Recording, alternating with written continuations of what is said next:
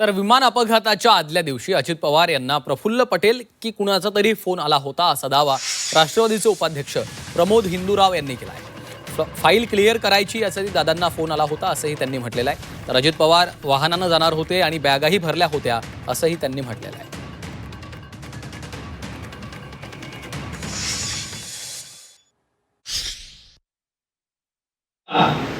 जी घटना घडली त्यावेळेला मला माझ्याकडे दर दिवसाचा त्यांचा कार्यक्रम यायचा कार्यालयात।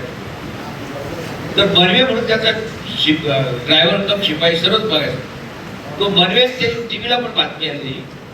ज्या दिवशी त्याला जायचं होतं दुसऱ्या दिवशी त्याच्या आदल्याच दिवशी त्यांची तयारी झाली ती आपण रोडनी जायचं, बाय रोडनी जायचं। सर्व बॅगा गाडीमध्ये टाकल्या आणि प्रफुल्ल पटेल साहेब तो पडत होते, फोन आला होता त्यांना तर माझं काहीतरी काम वाटत मंत्रालयात ती फाईल क्लिअर करायची। कोणतरी सेक्रेटरीला फोन लावला सांगितलं ते कागदपत्र घेऊन परत मी आठवड्याभर काही इलेक्शनला जाणार आहे, ती फाईल आणायला 7:30-8 वाजता। तर तरी परत त्या ड्रायव्हरला सांगितलं बाबा सगळे बॅगा उतरून टाक, आपण ते चॉपर घेतले चार्टर फ्लाईट आहे ते उद्या सकाळी 7:30-8 वाजता सांगा।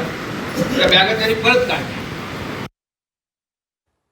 चालक असलेले ते वक्तव्य केलं किंवा सांगितलं की आम्ही रात्रीच बायकार जाणार होतो, परंतु आम्हाला उशीर झाला म्हणून आम्ही प्रायव्हेट फ्लाईटने त्या ठिकाणी जायचा निर्णय केला।